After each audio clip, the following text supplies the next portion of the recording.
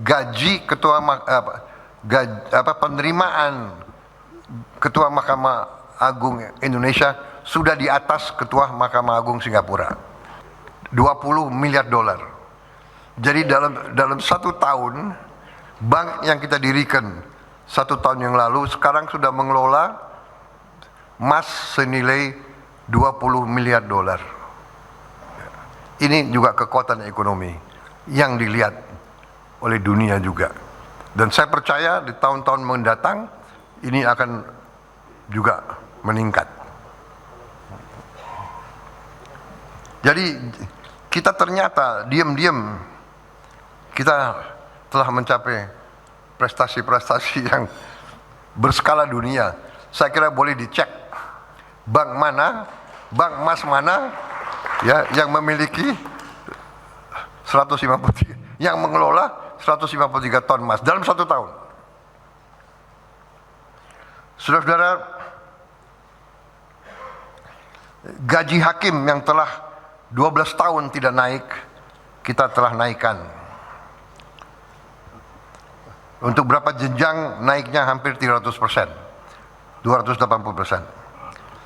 Sudah saya umumkan kemarin, Ketua Mahkamah Agung melapor ke saya bahwa Ketua Mahkamah Agung Singapura cerita kepada dia, Ketua Mahkamah Agung Indonesia, bahwa gaji penerimaan Ketua Mahkamah Agung Indonesia sudah di atas Ketua Mahkamah Agung Singapura.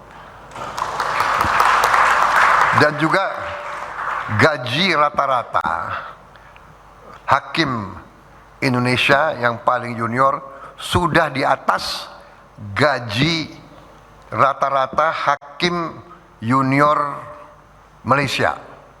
Lumayan juga. Kita ingin hakim-hakim kita hidup baik. Saya juga perintahkan Menteri Perumahan prioritaskan rumah-rumah untuk hakim. Di seluruh Indonesia, hakim, panitera, dan petugas mahkamah saya kira tidak sampai 9.000 orang.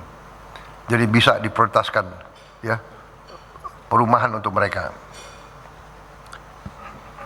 Kita tidak mau hakim kita hidupnya tidak bagus. Kita tidak mau hakim kita tidak punya harga diri. Kita tidak mau hakim kita tidak punya kehormatan. Kita tidak mau hakim kita bisa disogok. Saudara-saudara, kredit macet UMKM yang selama belasan tahun telah menghambat para pengusaha kecil kita untuk meneruskan pekerjaan dan usaha mereka, kita telah selesaikan sejak November 2024. Kita telah beri pengampunan ke mereka. Juga mulai sampai dengan Juli 2026 dari 5.000 jembatan desa yang sangat diminta oleh rakyat desa, 5.000, kita sudah selesaikan 1.000. 1.000 sudah dibangun dan sisanya bisa selesai dalam waktu dekat. Akhir tahun 2026 kira-kira berapa Kepala Staf Angkatan Darat sebagai Ketua Satgas? 5.000 akan selesai 2026. Bagus, terima kasih.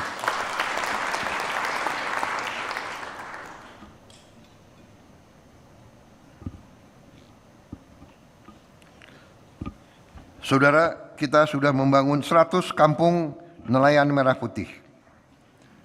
Target kita akhir tahun lebih dari 1.000 kampung nelayan merah putih harus beroperasi. Saudara-saudara, kita sudah mulai beroperasi lebih dari 1.000 koperasi daerah merah putih, koperasi desa merah putih. Tentunya baru 1,5 bulan beroperasi, banyak kekurangan. Ada yang belum listriknya belum baik, ada yang airnya belum baik, ada yang belum dapat internet, dan sebagainya. Tapi dalam waktu dekat saya mendapat laporan akhir tahun ini kita bisa selesaikan 30.000 koperasi desa dan kelurahan Merah Putih. 30.000. Saya kira ini juga jarang ada negara yang berhasil membuat 30.000 koperasi dalam 1,5 tahun. Karena koperasi ini adalah koperasi operasional, bukan koperasi di atas kertas. Tiap koperasi punya gudang, tiap koperasi punya kamar pendingin, sehingga panen dari rakyat petani di desa itu tidak akan hangus, tidak akan pusol, bisa disimpan. Tiap koperasi akan punya 2 truk, sekarang mungkin baru 1 dan akan datang secara bertahap. Tiap koperasi akan punya gerai-gerai. Tiap koperasi akan menjual obat generik murah. Tiap koperasi akan punya bengkel untuk memperbaiki alsintan. Tiap koperasi akan menyalurkan semua barang-barang subsidi. Barang subsidi adalah milik rakyat, tidak boleh diperdagangkan. Saudara-saudara, untuk pertama kali dalam sejarah Republik Indonesia, pemerintah akan punya jalur, akan punya suatu pegangan rantai pasok, supply chain, retail chain dari pusat sampai ke desa. Pertama kali dalam sejarah. Kita sekarang tidak bisa kita di blackmail. Tidak bisa nanti ada barang langka. Tidak bisa nanti ada tim menimbun barang di saat kritis. Mau Idul Fitri barang langka. Mau tahun baru barang langka. Tidak bisa karena kita akan mengerti di mana langka, di mana lebih.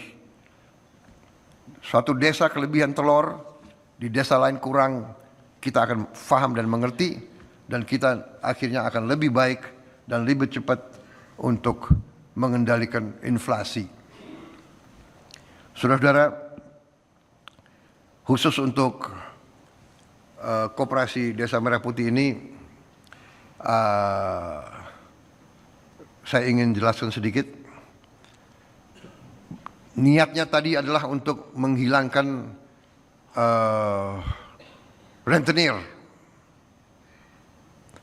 Rentenir itu hidupnya adalah dengan mengisap darahnya petani kita. Dengan bunga 1% sehari, tidak mungkin petani produsen kita bangkit.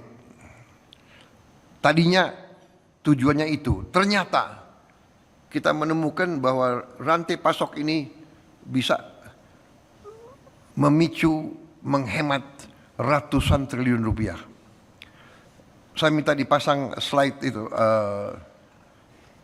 Ya, rantai pasok perdagangan bahan pokok. Kalau kita lihat selama ini petani jual ke pedagang pengumpul ke distributor,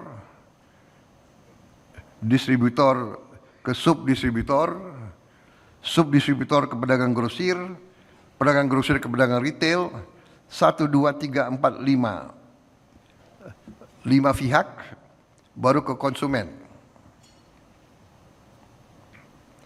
Ternyata setelah diriset oleh Menteri Pertanian,